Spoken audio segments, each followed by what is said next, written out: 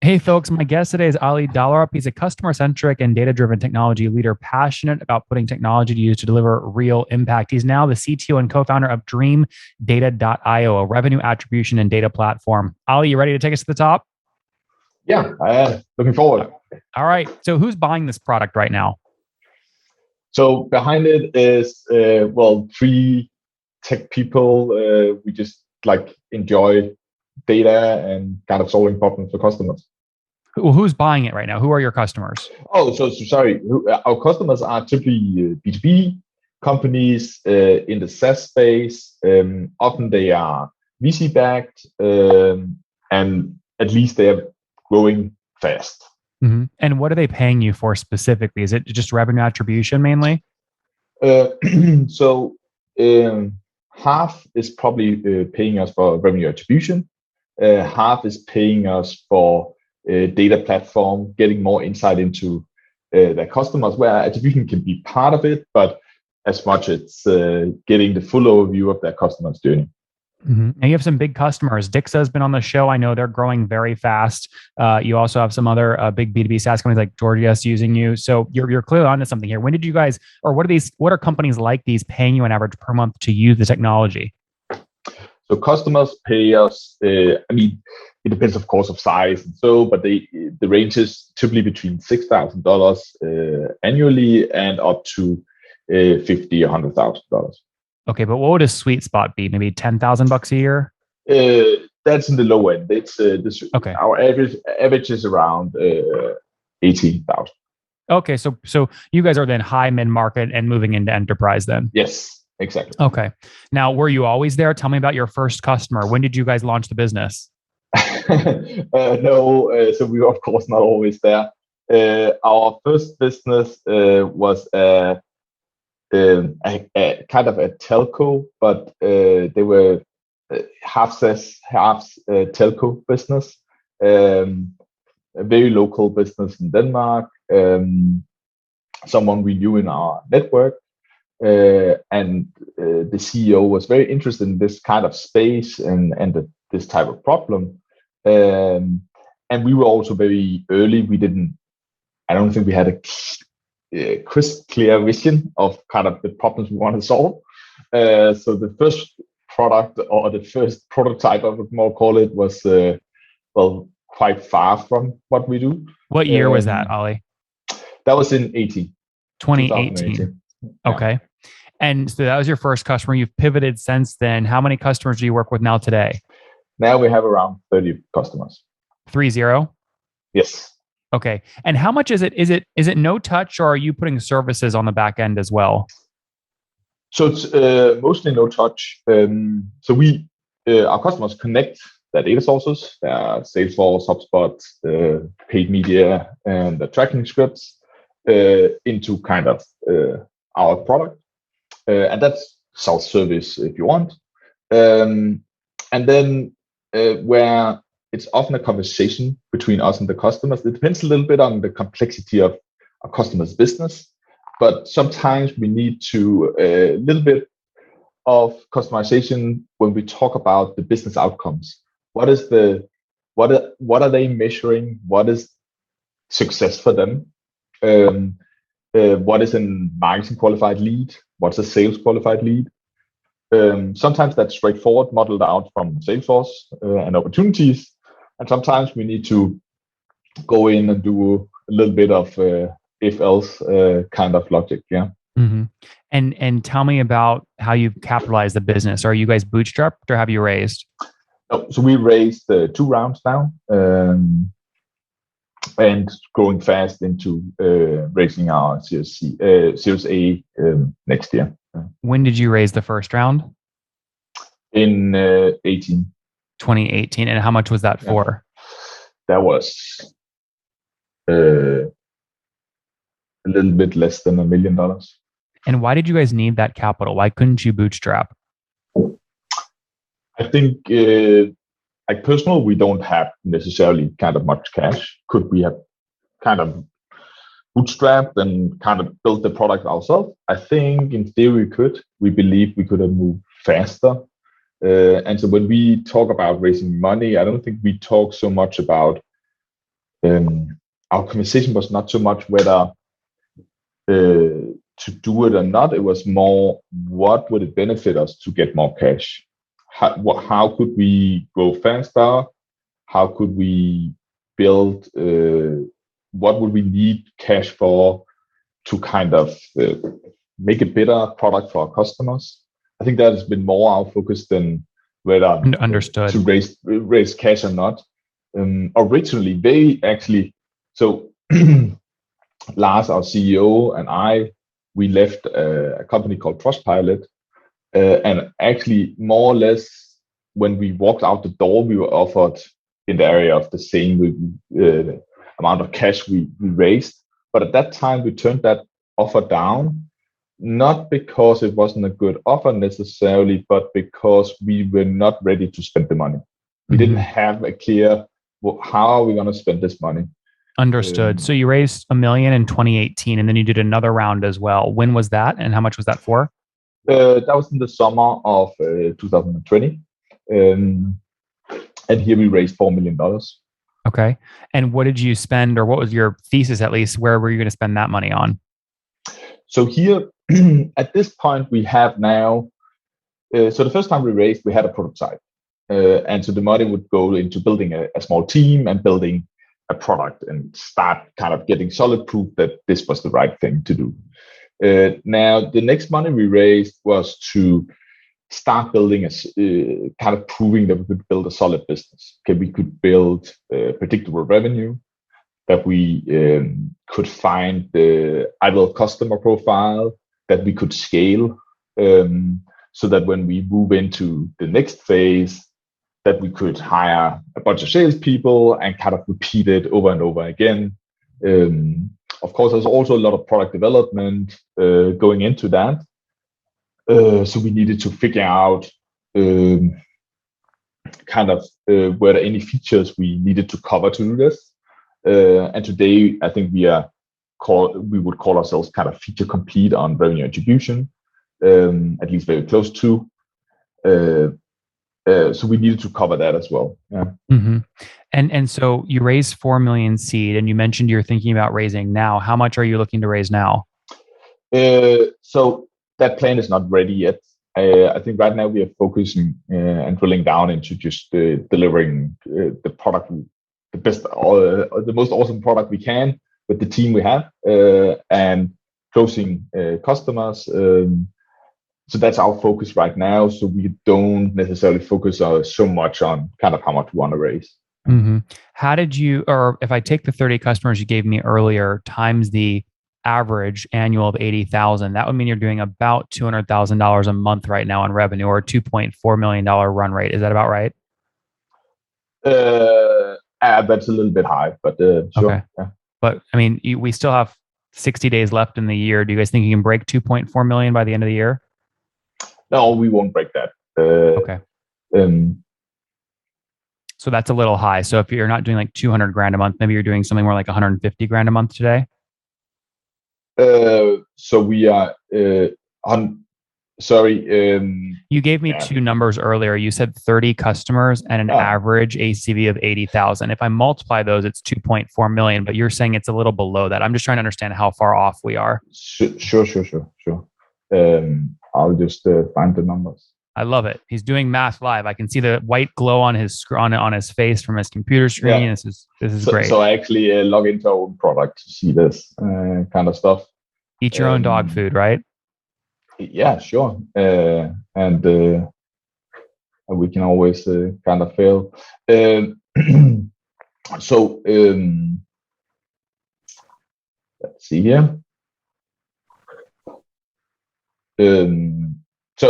So the 18,000 was annual price, right? Yep. So roughly our annual recurring revenue is in the 500,000 area. Okay, got it. So you're doing $500,000 a year right now in ARR? Yeah. So I guess what's wrong? So hold on. You said you had 30 paid customers? Yeah. So 30 paying customers and 18,000 average. 18 or 80? 18. That's the error. That's Sorry, the error. that's my poor English That was accent my here. fault. That was my fault. Okay, got it. I'm going, these numbers are way off. What am I missing? Now I Yeah, understand. no, yes, right. So that's the kind of spot we are. Yeah. Yep. That makes sense. So got it. And so if you're doing about, call it, 10 or about 500,000 on run rate right now, where were you about a year ago? Do you remember? Um, no, but I can see again. About a year ago, we were at probably more like 100,000. Yeah. So do you guys think you'll have your first $1 million year next year? For sure. Yeah. I mean that we have to hit next Yeah. year. If not, then yeah. Not well, then yeah. Ali, are you and your co-founder? You said there's two of you guys, right? we are three. Oh, three of you. founders. Did you split? Yeah. Did you split equity evenly at the beginning or no? No, we didn't. So Lars and I started the business a little bit before the co-founder joined. Mm-hmm. So we didn't spare completely even. Yeah. I see. So it's like 40, 40, 20, something like that. Something like that. I see. Yeah. Well, the reason I ask is because obviously as you raise capital, you're all getting diluted, right? So when you guys did your 4 million seed last year, what valuation did you raise that at? So that's numbers I don't have in the head. We kind of diluted. Again, that's back to, I think there's two things when we are focused on raising money. It's not so much the dilution exact. We focus more on building a healthy company and making the company attractive for both employees and investors. And so if we dilute too fast, too early, it's not attractive for either employees to join for equity, nor it's attractive for investors to kind of join because it become maybe less attractive to keep employees and founders around. Of course. I mean, this is standard. Right. So, this is standard stuff though, right? I mean, most people in their seed round are selling 20% of the business. Did you guys sell about the same amount? Yeah. So we every round has been between, I think, 14 and 20% for us. Yeah, got it. So that seed was then something around a $20 million post money valuation in that range. Yeah. Definitely. Yeah. So we are not special in that way. No. Where are you in? So I assume you guys are hiring engineers now. Tell me a little bit more about the team and how many engineers and what those engineers are working on product wise moving forward. Yeah, sure. So we the engineering team is, what are we now? We are 7 engineers plus me. We're looking to hire a couple more. So to go to 9 right now. And then, of course, after we raise money, much more. Right now, the focus is being completely feature complete on attribution. So we have a couple of lacking features. One is content attribution, being able to really drill into the content and kind of show our customers what content is driving strong revenue for you. And then we are looking into doing a few things on the application so customers can drill more deep into the data, which is particularly around filters, adding more kind of complexity there. We're doing a lot of things to the data model and have been doing a lot of things so that it's easier for customers to access the data raw. Our infrastructure is built a lot on a data warehouse called BigQuery, and we've always been able to export the data to that. But now we are adding support so that customers that are using Snowflake or maybe Amazon Redshift can also get the data down. And Ali, there's 8 engineers. How many are on the full team? We are 20. 20 people. Very cool. And then talk to me a little bit about churn. Do you guys have any churn? So yes. So we had some churn. I think this has also been part of the journey we've had, particularly since the last funding round, where we started focusing and going into a journey of finding what is the ICP customer for us. And as part of that, we kind of focused on a more narrow type of customer. And some of the customers that was maybe more the early customers that didn't fit. Yeah, got it. This is they churn. Yeah. When you look at historical, the past 12 months, what is net dollar retention over the past 12 months? Would you say?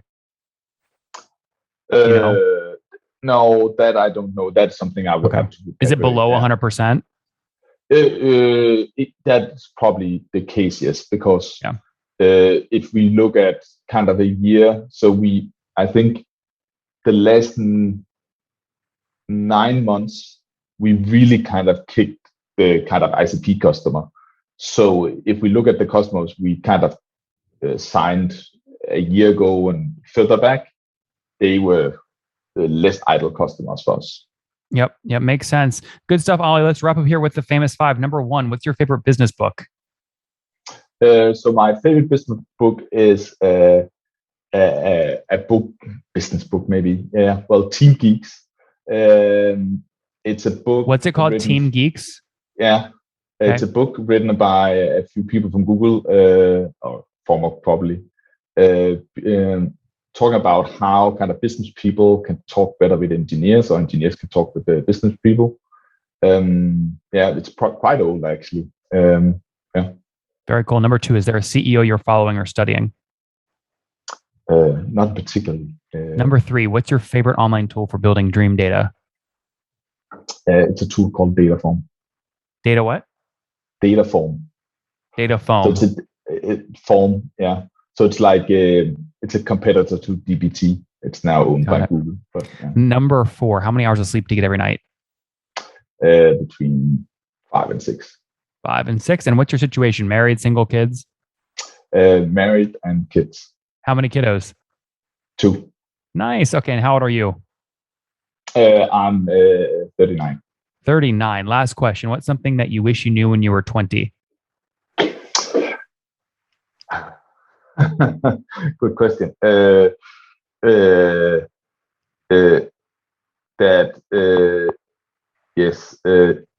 school is not everything. Guys, there you have it. Dreamdata.com, revenue recognition. They've got 30 customers today doing $500,000 a year in terms of run rate, up from $100,000 a year just a year ago. They've raised about $5 million to date as they look to scale, driving into these enterprise accounts. Team at 20 right now, 8 folks, again, building deeper tools to help content teams and other teams understand what is driving revenue and what's not. Ollie, thanks for taking us to the top. Thank you. One more thing before you go. We have a brand new show every Thursday at 1 p.m. Central. It's called Shark Tank for SaaS. We call it Deal or Bust. One founder comes on, 3 hungry buyers. They try and do a deal live, and the founder shares back-end dashboards, their expenses, their revenue, ARPU, CAC, LTV, you name it, they share it. And the buyers try and make a deal live. It is fun to watch every Thursday, 1 p.m. Central. Additionally, remember, these recorded founder interviews go live. We release them here on YouTube every day at 2 p.m. Central. To make sure you don't miss any of that, make sure you click the subscribe button below here on YouTube, the big red button, and then click the little bell notification to make sure you get notifications when we do go live. I wouldn't want you to miss breaking news in the SaaS world, whether it's an acquisition, a big fundraise, a big sale, a big profitability statement, or something else. I don't want you to miss it. Additionally, if you want to take this conversation deeper and further, we have by far the largest private Slack community for B2B SaaS founders. You want to get in there. We've probably talked about your tool if you're running a company, or your firm if you're investing. You can go in there and quickly search and see what people are saying. Sign up for that at nathanlatka.com/Slack. In the meantime, I'm hanging out with you here on YouTube. I'll be in the comments for the next 30 minutes. Feel free to let me know what you thought about this episode. And if you enjoyed it, click the thumbs up. We get a lot of haters that are mad at how aggressive I am on these shows, but I do it so that we can all learn. We have to counter those people. We got to push them away. Click the thumbs up below to counter them, and know that I appreciate your guys' support. All right, I'll be in the comments. See ya.